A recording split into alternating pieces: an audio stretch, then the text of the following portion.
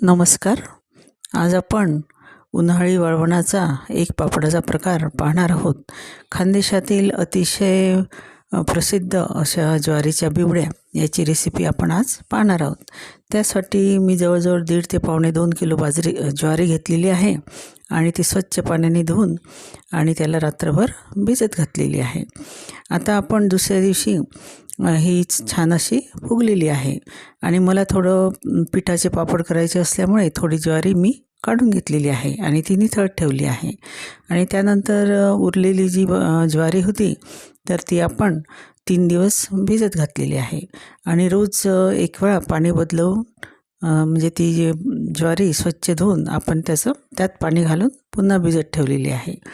आता तिसऱ्या दिवसानंतर आपण आता ही जी ज्वारी आहे तर ही छान आपण मिक्सरला बारीक करून घेणार आहोत. म्हणजे अशी रवाळ आपल्याला त्याची पेस्ट बनवून घ्यायची आहे. आणि अशी आपण संपूर्ण जी ज्वारी आहे तर हिची पेस्ट आपण करून घेतलेली आहे. आणि आता आपण पाहू शकता की छान रवाळ असं आपली ही पेस्ट तयार झालेली आहे. आणि याच्यामध्ये आपल्याला भरपूर असं पाणी ओतून द्यायचं आहे आणि छान कालून घ्यायचं आहे ते पीठ. आणि काही तासांसाठी आपल्याला हे झाकून ठेवायचं आहे.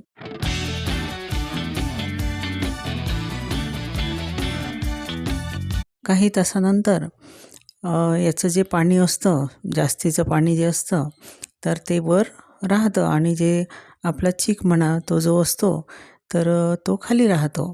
तर वरवरचं पाणी आपल्याला या ठिकाणी काढून घ्यायचं आहे. आता पुन्हा दुसऱ्या भांड्यात मी ते पाणी काढत आहे. आता आपला चीक जो आहे तो शिल्लक राहिलेला आहे. थोडा पातळसर असा आपला हा चीक आहे. तर हे सुद्धा आपल्याला पापड करण्यासाठी मोजून घ्यायचं आहे. तर आता या ठिकाणी आपण एक भांडं भरून हा चीक घेतलेला आहे आणि तो एका भांड्यामध्ये दुसऱ्या भांड्यात टाकलेला आहे. त्यानंतर पुन्हा एक भांडं भरून चीक मी या ठिकाणी घेतलेला आहे आणि एवढ्याच चिकाचे मी पापड केलेले आहेत. आणि आता जो शिल्लक राहिलेला चीक जो आहे त्याच्यामध्ये आपण पाणी घालून ठेवून द्यायचं, म्हणजे आपण त्याचा उपयोग नंतर करू शकतो. आणि जास्त दिवस जर लागले तर आपल्याला थोडंसं पाणी त्याचं बदलून घ्यायचं आहे, कारण एकाच वेळेला मला एवढं शक्य नव्हतं. आता या ठिकाणी आपण पाणीसुद्धा मोजून घेतलेलं आहे आणि आपण आता ते पाणी गरम करून त्यात मीठ घालून घेत आहोत.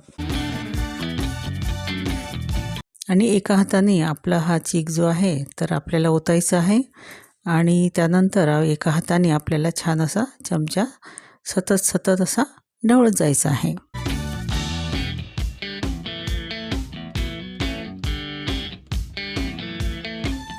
आणि याला भरपूर असा वेळ हे पापडाचं पीठ शिजण्यासाठी लागतो. तर आपल्याला थोडी या ठिकाणी मेहनत घ्यायची आहे. भरपूर असं हलवून घेतल्यानंतर आता हा थोडासा घट्टसर होत आला. त्यावेळेला मी गव्हाचा चीक वेगळा काढून घेतलेला होता तर त्याचे 5 चमचे मी यामध्ये घालून घेतलेले आहे. त्यामुळे जे ज्वारीचे पापड आहे तर ते तुटण्याची शक्यता फार कमी होते. आता सतत आपल्याला हलवत राहायचं आहे. या ठिकाणी आपण पाहू शकता की सगळ्या बाजूने असे बुडबुडे येत आहे आणि असा पिठाचा रंगसुद्धा बदललेला आहे. आता या ठिकाणी मी लाकडी चाटू जो आहे, याला चाटू असं म्हणतात, तर तो घेतलेला आहे आणि त्याने मी ते हलवत आहे. तुमच्याकडे याला काही वेगळं काही नाव असेल तर ते मला कमेंटमध्ये लिहून नक्की कळवा. खायला अतिशय सुंदर आणि जवळजवळ दुप्पट-तिप्पट फुलणारे असे आपले हे पापड तयार होतात. खानदेशात अगदी मोठे हे पापड करतात. म्हणजे एका कापडावर ते थापून घेतात आणि तो कापड दुसऱ्या कापडावर वाळत घालायचे जे असते आपले कापड त्याच्यावर तो टाकत असतात. या ठिकाणी आपण सोप आणि तीळ जी आहे तर ती या ठिकाणी घालून घेतलेली आहे.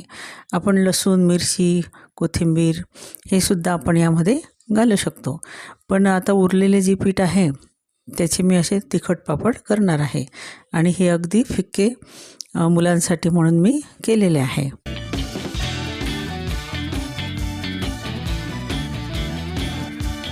आणि अगदी घरोघरी हे भरपूर प्रमाणात तिकडे हे पापड केले जातात आणि सगळे मदतीला असतात. मस्त बाहेर खाटी असतात, त्या खाटीवर धोतर वगैरे अंथरलं जातं, त्याच्यावर म्हणजे सामूहिक असा हा कार्यक्रम चालू असतो. तर आपल्याला जेवढं शक्य आहे तेवढं कमी प्रमाणात आपण या ठिकाणी केलेलं आहे. 2 टप्प्यात मी हे करणार आहे आणि तिसरा टप्पा जो आहे तो पिठाचा आहे. तर आता पहा, थोडीशी साय ही यामध्ये जमा होत आहे. म्हणजे आपलं पीठ जे आहे तर हे छान शिजलेलं आहे असं आपण समजू शकतो.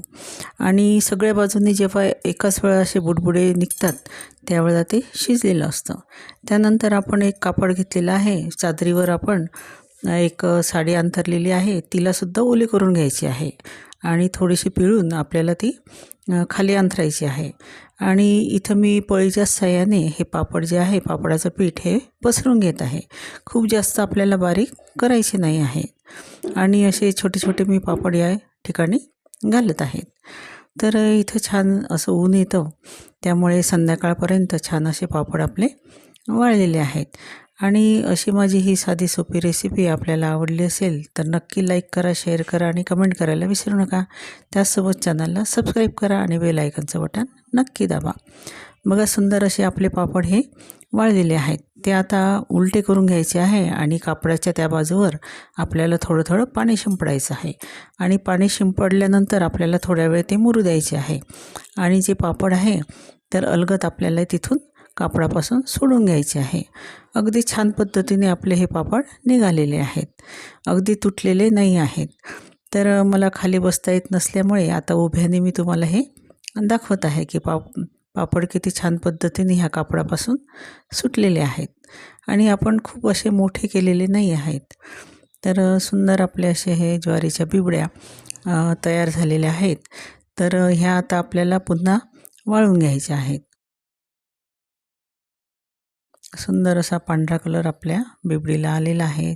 वाळून घेतलेल्या आहेत आता ह्या उन्हामध्ये आणि आपण आता त्या तळून पाहणार आहोत. तर तळताना अतिशय छान पद्धतीने ते फुगतात आणि खूप अशा बारीक अशा आपल्या ह्या झालेल्या आहेत. खुसखुशीत अशा ह्या बिबड्या आपल्या तयार आहेत आणि आपण पाहू शकतात की ते खूप तेलकट वगैरे होत नाही आणि तेलही जास्त त्या शोषत नाही. आपल्याकडे म्हणजे विस्तू वगैरे नसल्यामुळे आपण हे छोटे छोटे पापड केलेले आहेत, त्यामुळे आपण ते तळून खाऊ शकतो.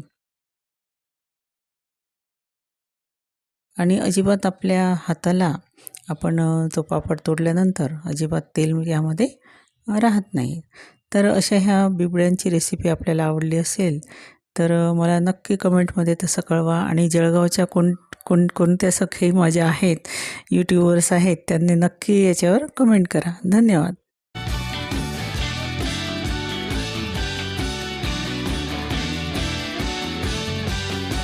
आवाज मी दाखवू शकत नाही याचा, छान असा कुरुम कुरुम असा आवाज येत आहे आणि सुंदर पद्धतीने आपल्या बिबड्या तयार